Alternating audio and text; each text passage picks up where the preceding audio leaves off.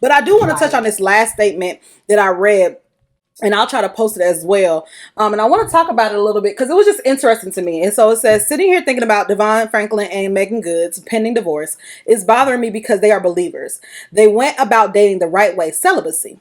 And they genuinely loved each other. Mm-hmm. Even with all of that working for them, they are still going to end up in a divorce.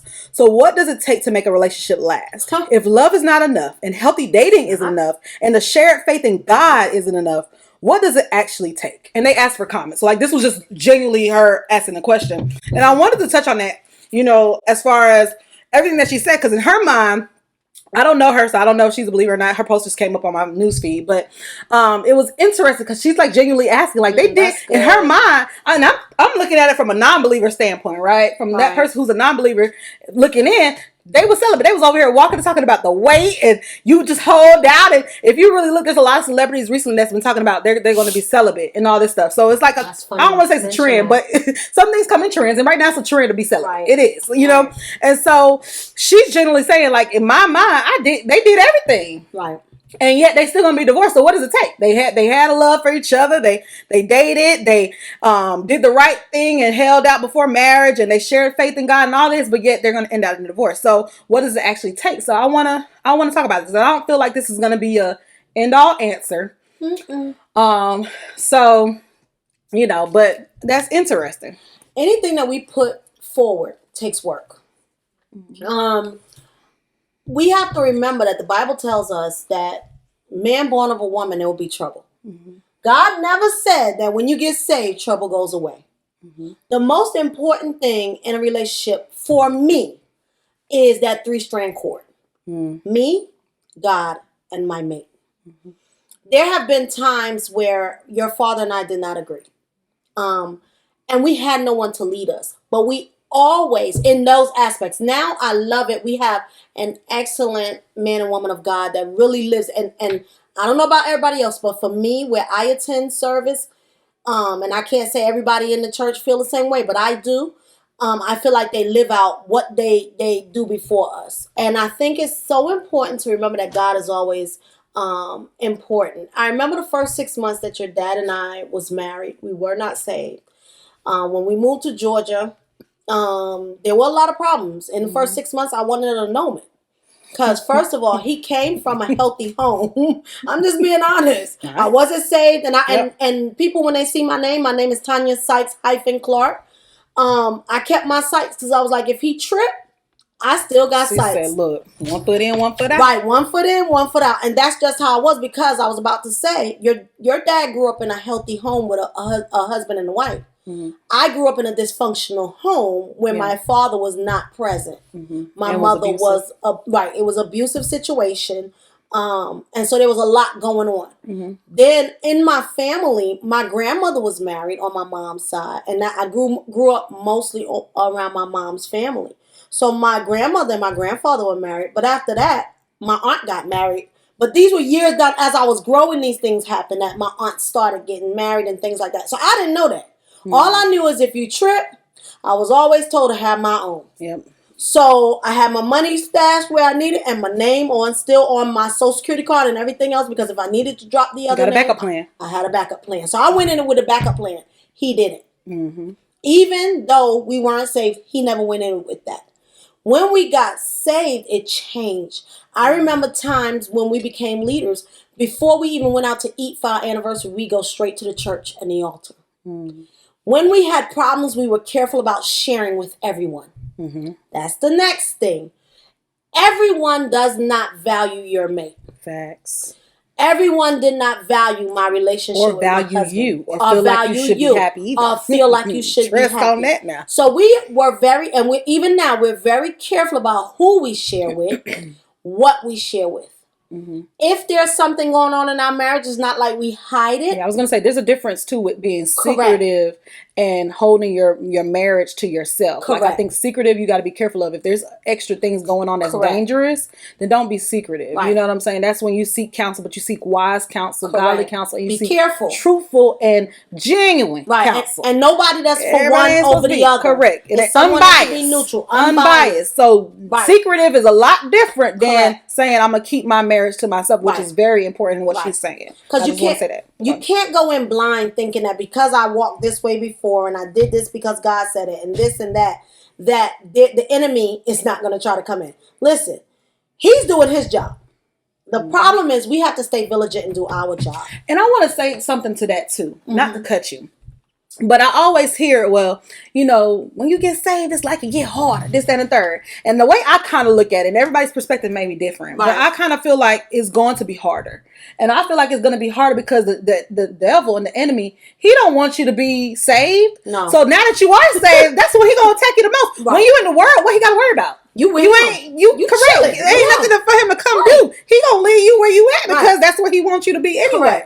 But when you say that's a challenge because now the whole goal is to take you from Christ. That's exactly what he did with Adam and Eve. His goal, he saw what it was. Oh, let me come fit this sister and get them. You know what I'm saying? So I feel like that I have that statement that I hear so often from people, and it's like, of course.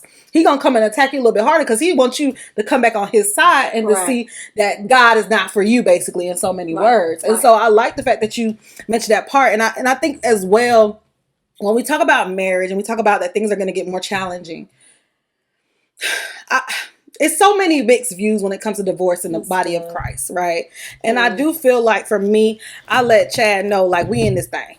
Yeah, we in this thing. He let me know we in this thing. So we're going to make it work. Now, does that mean that things don't happen? Things won't come up? I think there's such a skewed view that when you get married, it's just going to be happy and bliss, which is completely not true.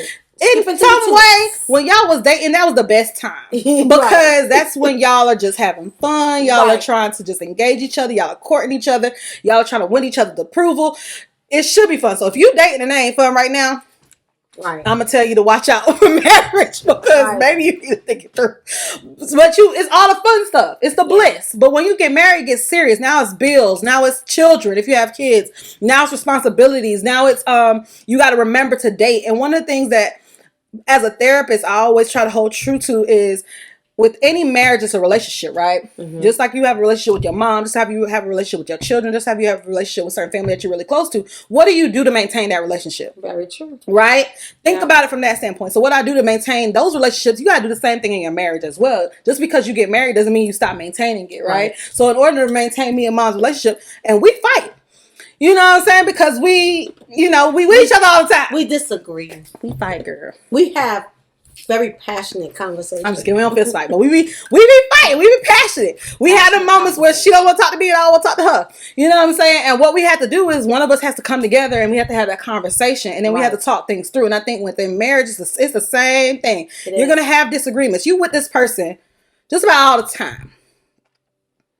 They start to learn you more than sometimes you even really know yourself. It's funny because I always talk about it and I say, when it comes to women having breast cancer, it's been shown and proven that a lot of times it's caught by the husband. Why? We grown together. You know why? I ain't gonna go into details, but if you grown, you gonna know him like you gonna know why. Adam knew her. If you grown, you know why the husband know. But that's how close you get. Y'all start to learn each other so much, and what we do is we get married and we forget that. We forget what brought us together. We forget to court. We forget to still date. We forget that it's gonna be challenging and we're gonna have harsh conversations that we need to have. And then what we do is we sweep everything under the rug and act like nothing's there. When we instead, the best time to have those conversations is when things are good, so that way you can hash out the real stuff that's problems and you deal with the real stuff. So I think there is no right or wrong way about how to stay married. Do I believe in divorce? Me personally, no. I feel like if y'all got married, you need to make sure you've done everything that you can do to maintain it. However, that doesn't happen for everybody. And we don't want to be naive either. And there's circumstances. And there's correct. Where it just needs to be what it is. So I always speak on the side of this. If you feel like you have done everything you can do, and you can genuinely say, I've done all I can do, then you go to the next step, whatever that step looks like for you. But you have to know that you've done. You can live with yourself and say, I absolutely tried everything that I can try and I can do. And sometimes that isn't trying to change a person. I feel like we mess up. So remember that Anything that's in your control is going to be about you. You can only control what you think, what you feel, how you speak, how you do, how you respond. You can only change you. Right. But anytime you try to control another person, you're going to mess yourself up. And you're creating an expectation that's not even for you to live up to. So you cannot control anybody else. So when I say, have you done all that you can do, it's about you. Correct. Have you shut up when you need to shut up? Have you stopped trying to be confrontational? Have you walked away when you need to walk away? Have you done everything that you can do for yourself? It's his job to do what he has to do. Right? Yeah. And so sometimes I even tell my women, when you've done what you need to do and you make genuine changes, that man is going to do one of two things. Either they're going to take note of those changes because they're going to see it. When you change up, they're going to see it. Right. So when they see it, either they're going to change to get to where you are, to realize, oh, she ain't playing no games. Like, if I want to keep, I got to do my part. They're either going to do that or they're going to stay the same. And if they stay the same, that shows you who they are. And then that means that they are going to stay the way they are. And then now you have to ask yourself a question. With you changing and them staying the way they are, can you live with that? Correct. And can you live with it for the rest of your life? Because you can't change them. So right. Can you live with it? And if your answer is yes, truck it out. If your answer is no, that means you got a decision to make, right? So I feel like there is no right or wrong way. So even as she talks about what does it take, I feel like it takes a combination of stuff. Yeah. I feel like it takes wisdom. I feel like it takes godly counsel. I was with you. Mm-hmm. Like when I got married, when I got engaged, I let my mom know. Even before I got engaged, I had always told my mom. There were select people, I was like, they can't do my wedding. Because I'm looking at how you live your marriage. And if you're going to speak over my marriage, the last thing I need is somebody speaking over my marriage that can't even maintain their own marriage. That's cheating on their wife or doing all these other things with them. And the wife doing this stuff to him. I don't want that. I don't want you speaking over me. So I was very cautious. So to be able to have my pastor speak over my marriage, I felt good because I seen it. Like I know that they have their challenges because he talked about it on the pulpit. Sorry. Sorry. But I like the fact that he was transparent and he was genuine and he was honest. So I could hear that they didn't have it easy. Correct. I could hear that they had their problems, but I could also see the love. I could also see the moments when they talk about what they did, and when they have their February time, their Valentine's Day, special that they do, and all this different stuff, and you get to hear things. They do it together. I got to see it, so I'm okay with you speaking over my marriage because I know that you've gone through something. And I also know that you have done what you wanted to do to fix it or to get out of it at the same time, and you haven't band-aid nothing. You ain't band-aided. You dealt with it, and so I don't think there's a right or wrong. I think you got to be mindful of what challenges are in your marriage. Mm-hmm. You have to seek godly counsel, whatever that may look like to you. You have to be open to having communication. You have to be honest. Because I feel like where a lot of people fail, even the people that I see that I do couples therapy for, where I see a lot of the challenges is they don't want to be honest. Yeah. They don't want to tell the truth that they have problems. Like, clear as day, I remember having a couple and they came in and they did... I make them do like a little assessment at the beginning just to kind of get some understanding of everything. And one of the people it's a pie chart. It's like a little chart, graph. And they have to basically graph out how their relationship is or how it's been. And the woman, hers was like plateau. You know what I'm saying? Mm-hmm. Like it went up, had its peak, plateau.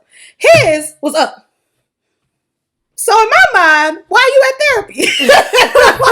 If your marriage is up there and it's high and it's good and y'all living your best life, why are you at therapy? And the reason is because he was honest. For majority of his answers on his assessment, I was like, either you just not there or you lying to yourself or both. Something's wrong. And the truth is he just wasn't honest. Yeah. He wasn't honest about infidelity. He wasn't honest about what the problems was in his mind. The sex life is good and he doing all he could do and she gonna forgive. She gonna take me back. She gonna, it's cool. But it's like about honesty. Sad. Like honest, even if it's not great, like if it's something that was done that should not have been done, whatever it looks like, be honest. Because if you really want to patch it up, you got to be honest about it and don't do no band-aid. Be honest with you. Correct. That's the first step. Be honest with yourself. Because that's what he wasn't. You are wrong. Right. Mm-hmm. I remember in the early stages of our marriage. And this is going to be a part 2 video, y'all. Yeah, it has to be. And guess what, y'all? Me and Clark, my husband, that's his last name, y'all. But we're actually thinking about maybe doing some talks about marriage. Okay. Because we have the before, the middle, and the after. Mm-hmm. Y'all gone through some stuff. We've gone through some stuff. But one of the things is in our early stages of marriage when we were just saved, right? We got married at 23. We had 2 kids. And we got saved and we went from just being in the congregation to now being leaders. Deacon, minister, whatever it was just flying. Like God was like, woo, let me get you now, because if I let you wait too long, you might go back out that way. So I remember one day we had a heated argument, and he was leaving the bedroom to go downstairs. And as he was walking, I decided my little hot self, hot mouth, all the Caribbean spice that was in me, and my little American side, I started walking behind him. Mm-hmm. And anybody knows me, I've always been a fighter. Because at 4'10", growing up in Brooklyn, New York, you had to be able to box just a little, right? And then also coming from a home that was abusive, I always felt like nobody was going to push me around, because I saw that happen to my mom. So I was walking behind him, and I'm like, you get on my nerve. And I'm like yelling and screaming, no cussing, just, you get on my nerve. You don't listen. How dare you turn your back on me? You need to listen. And he stopped dead on the stairwell, turned around, and said, if you'd shut up, you'd realize God was dealing with me. Mm-hmm.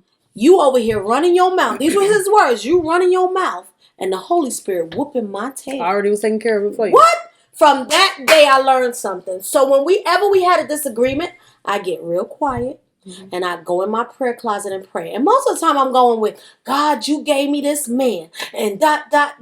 And I started realizing the more I did that, the more I changed. Mm-hmm. The more I was able to handle things. I remember my husband saying one time to the kids, there's something about your mama. No matter how much I fuss, she don't let me take that joy. Them hours on my knees in that closet in my private prayer time taught me how to deal with me and how to be patient with him. So you said a combination of stuff. I think one is you had to do something different for yourself. Correct. So it goes back to you deciding, I can only control me. Correct. I can't do anything about him. Nope. And you left him to God eventually, right? With even what he said. So you made that change for yourself and said, let me start doing some work on myself. Right. And I think that's where sometimes as women we fail, because we want to change you, make you do better. Right. We want him to do everything we want him to do when it's not about him. Mm-hmm. Sorry to say. The best person to make the changes is you. Yeah. When you start making changes, because I always tell people, it takes two to argue. Right. Chad already know I'm not going to argue with you. I'm not gonna argue with you. I don't got the energy nor the time. Well, you sound like Plies. I ain't gonna argue with you. I love Plies. I ain't gonna argue with you. Oh, you mad? You big mad? That's in my body. You big mad? Okay. And then this time Chad be like, I ain't finna argue with you. Like he be like this, and I'll be steaming, right? And it's because you gotta know that you can't argue. It takes two to argue. So with that in mind, you gotta shut up. You gotta work on whatever it is that's making you feel like whatever you're feeling like. So that's the first thing you said. But even what you said, going to your prayer closet, and things like that. I love that movie War Room. Oh yeah, because that movie depicts exactly what we're kind of talking about. Changing yourself. She had to do a change. If you haven't watched it, plug. I'm gonna put it in there. Go on and watch War Room, and she made a change for herself. She realized, it's not him. It's really me. Like, it's him. But it's really me at the same time, too, because I'm causing things to continue happening as well, because I'm trying to make it work. Right. When that's not my job. That's God's job. My job ain't supposed to be on you. He don't belong to you. That's God's job. He don't belong Let me do my work on myself. Correct. And I think as women, too, we got to realize that one of the things I tell a lot of women that come to me is, because we get married, we have kids, the first thing that always goes is us. Mm-hmm. We get merged into the marriage and the relationship and the family. And we lose our own identity. And that's where sometimes we fail as women, because then when we lose ourselves, then all we have is that man. So we looking at everything that man doing. Versus you got to maintain you. Right. You got to do self-care for you. You got to figure out what your desires are. You got to figure out what your passions are. You got to maintain yourself as an individual, because y'all were always two individuals getting together as one. You don't stop being individuals because you got married. You're still individuals. And so I think at the same time as women, we got to maintain that. We got to maintain who we are, and we got to maintain what we're doing. But even as you said earlier on as well about daddy having, 2-parent household, and you, even though you had your two parents, it wasn't in the same house, and there was a lot of toxicity in that at the same time. With that in mind, we got to remember, as she asked the question, what helps a marriage? We have to remember that as we're two individuals come together as one, we're coming with our own experiences, our own background, our own belief system, our own values and motives. We are coming with everything that we have saw, heard, been taught, learned. We come with all of that. Right. And it's not the same. No two people's experience is the same. I can have two people who have been sexually assaulted, but the experiences may look different, right? Even if it's the same location. Correct. So this is where we have to remember, as two individuals, when you are husband and wife, you get married, you're coming with all of those individual characteristics. And that doesn't stop just because you got married. All of a sudden now you got all his experience, he got all of yours. Right. You're still coming in with your background. And one of the things that we have to do is remember that and deal with it. Yep. If you would not have dealt with what you saw, your marriage will not have sustained, because then you will always treat daddy like your father. But you had to realize, oh, this is what I'm doing. Oh my gosh, this is where it's coming from. Right. Oh, I have to work on this. Right. And most of the time when you have challenges in a marriage, it's something within one or two, both of y'all. It's individual things. Like I always tell people, even those who come to couples therapy for me, 9 times out of 10, the people who I see for couples therapy, it's some individual crap that they need to work on. Yeah.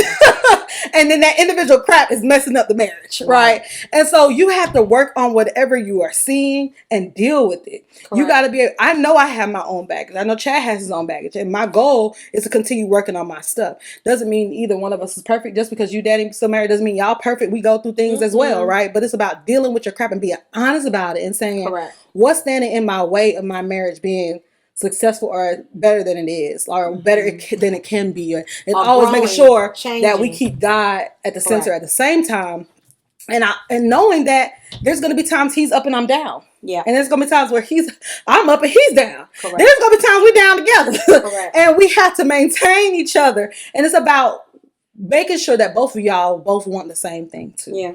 Do y'all both, and when I say same thing, it's about the marriage. You know, do y'all both still want the marriage? Because y'all not always be on the same terms and stuff. Correct. And that's where marriage is all about, compromise. And if you ain't ready for compromise, in my mind, you're not ready for marriage. Because sometimes I have to compromise and be quiet. Sometimes I have to compromise maybe what I feel like is his right way to do it, and he feel like his right way is the opposite. Right. And I be like, dude, you need to come do my way. I got to compromise and let him do what he feel like is best, and then he realize, or vice versa. You know what I'm saying? Control goes out the window. So it's a completely different thing. Correct. So I feel like as we talk about what do you need, I think it's like everything that we kind of talked about, dealing with your own crap and being honest about what it is, working on yourself as an individual.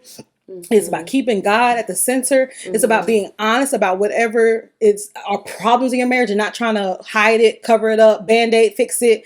It's about dealing with those real issues, being open to communication and making sure that you're having consistent dialogue, that you're on the same terms. Because I tell people all the time, you change just about every 5 years, because you're changing based on, you know, maybe a loss of a job, loss of people, new income, new job, new career, all these different changes that happen in 5 years. You may not be the same person. Certain qualities may be the same, but you as a person may be a little different. Correct. So with you changing every 5 years, if you're changing for yourself, what do you think you're doing to your partner? Your partner gonna see your changes too. So y'all gotta make sure y'all are consistently on the same terms, and y'all are having conversations and saying, babe, what do you want to do for this new year? I'm always asking Chad, like, what's our plans? Like, what is it that you desire for this next year? Or how can we, on our anniversary, that's our number one question for each other, basically, is, you know, what is it that we need to do to make this year better? What is it that I could have done differently? I asked, maybe it's a therapist in me, but I ask him, what is it that I did that you want me to change on, or you feel like are problematic? Vice versa, because those are things that we want. Just as much as I want to know, oh, how can we make it better? What did I do that probably didn't help? What did I do that make this year a little bit rougher for you? You know what I'm saying? Because I want to be mindful, because he may see something I don't see, and vice versa. He tell me some stuff, and since I'll be in a call like this, just thinking about it, but it's needed, because I don't want to go around with the band-aid of thinking that he's happy with me 24/7 or vice versa, when there's things that we really should be dealing with that could impact us as an individual and impact us in our marriage as well. Correct. I agree. I mean, you've made some, wise and encouraging suggestions. I learned from the best. Anyway, did you see that, y'all? But anyway, I think that it's so important to know these things, and there's so much teaching in this. I feel like there's got to be a second part. No, this gonna be the second part. There's got to be a third, fourth, fifth, sixth. Yeah, it's so much more we can go, because this is a long video. So we gonna cut this into half. But I think this is a topic that we'll pin and come back to. I just wanted to, really talk about everything that's been going on. And so this particular second video that this one is going to be has just been based on that. particular question that was asked by that lady. But you know, I think we'll come back to it. Y'all tell us if y'all like this conversation, what more that you may want to know when it comes to marriage or insight in relationships or single, whatever it is. Friendships. Like, you know, yeah, because relationship is a relationship. Yep. I tell people all the time, relationship doesn't have to be intimate. Relationship is me and her. Me and her have a relationship. Right. So, you know, let us know down in the comments whatever, you know, ideas you may want to know regarding around this topic or similar to this topic that we can kind of continue to elaborate on. Like we said, we're not experts. Not at all. Even though I'm a professional counselor and I'm married, does not mean I'm an expert. And you know, I still consider myself to be a baby in marriage in some way. But I want to continue growing, and we want to continue growing with y'all. So, you know. Yeah, because even though I've been married for 20-something years, we've been together since we were teenagers, doesn't make me a expert either. What it is living it out before you. And that's what Christ did. He lived out his walk before us. And as leaders in the church, leaders outside of the church, leaders in our home, leaders at our jobs, wherever we're leaders at, we should be living out the life that we're called to live in truth. With wisdom, so that others can see it and learn how to maneuver. That's what Christ did for us. I agree, and not sugarcoating it or hiding it. And I think in the body of Christ, we can do a better job. And that's why we decided to start this, is because there was times when I felt like there was things I wasn't getting out of church and vice versa. And I know if I'm feeling this way and had questions about certain things, others do too. And you know, it's important to have the dialogue that a lot of times a lot of people don't have, even though in the Bible, if you read the Bible, they didn't hold back on certain convos. No. So I feel like, I don't know why we got into a place in the body of Christ where we don't want to have certain conversations and it's like everything's a secret, when that's the opposite of what it should be. It should be us living our lives in transparency for other people to see the good, the bad, the ugly, and to see why they should be a part of Christ, and know that just because you're a part of it doesn't mean it's easy, but it's so much more rewarding at the same time. So we hope that you enjoyed this video. We're going to come back with other videos. So make sure that you like, you comment, you subscribe, you hit that notification bell so you know when we're posting any other videos, and you share us, you know, so other people can get insight. We want to find our group of people. We know everybody is not going to love us, and we're not going to be everybody's cup of tea, but we definitely want to find the people who are interested in us as what we're trying to bring to the table. And like we said, our goal is to